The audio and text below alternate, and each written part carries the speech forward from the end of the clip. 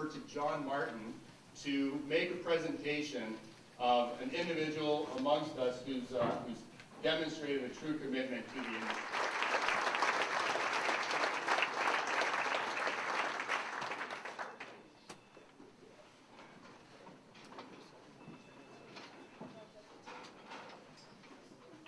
Boots are nice leather boots, inner and outer, and you lace them up, and the outer had the hook, and so you crisscross.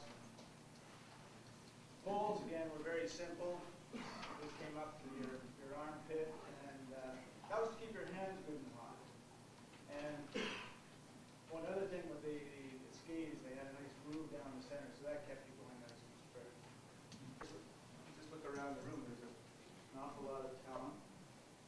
But one thing that I'll spot, and we climbed up, and I said, now, I'm going to get in the snowplow, and I want you to come in behind me and just put your arms around my waist, and we'll slide down. Well, that worked. She got down the hill, and she said, nice buns.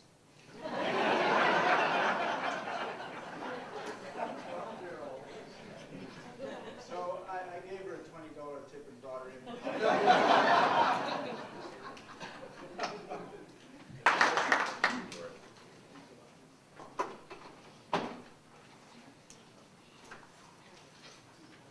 Thank you, Gordon.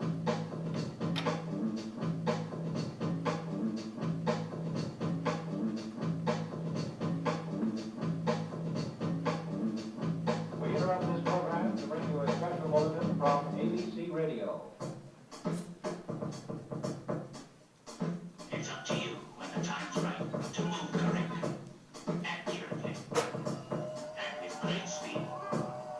Like this. Drop that bass.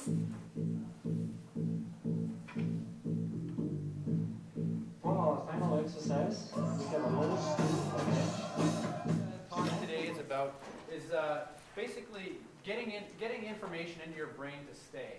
Okay, so activating your brain, and the way that I wrote in the article was just about 5 different things to help to activate your brain. And the one was watching, another one was listening, another one was reading, then talking about it, and then skiing.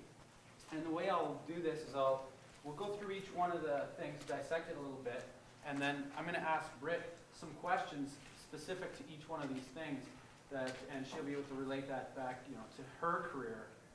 So when I guess it comes down to watching. It's watching my competitors, watching other racers. So now it's it's always watching who's fast on which hill and who's fast at the last race. But even when I was 12, 13, 14, 15, it was trying to watch the World Cup racers to see what's the best in the sport, and try and find how to work that into my own skiing. Yeah. And so once you figure out what it is, what are some things that you guys use so you can watch yourselves or to improve? Video? Yeah, we use video quite a bit, definitely on a daily basis. It's a great tool to be able to look at your skiing and compare it to maybe to your goal for the day, and what was kind of going through your mind during the runs throughout your training. So.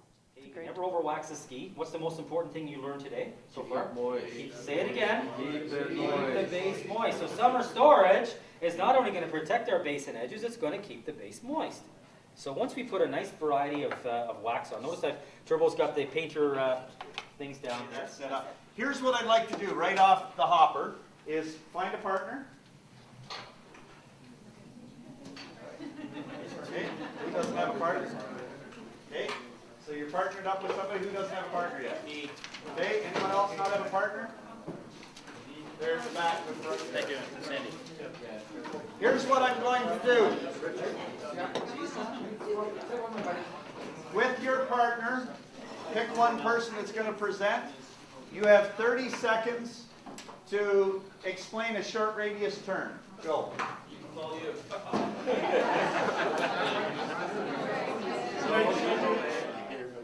Bonding system, the dirty as hell.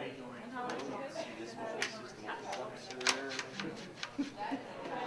dumpster. We tried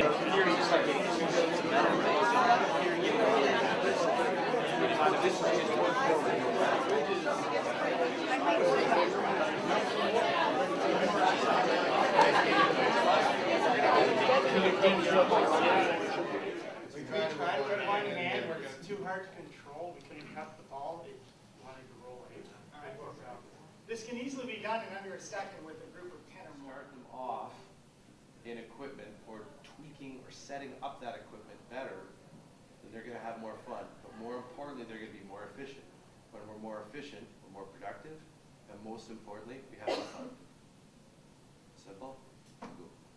So the big thing to acknowledge with ski boots is they have, what I want everybody to do is, and think of the language you use when you do this, when you're teaching.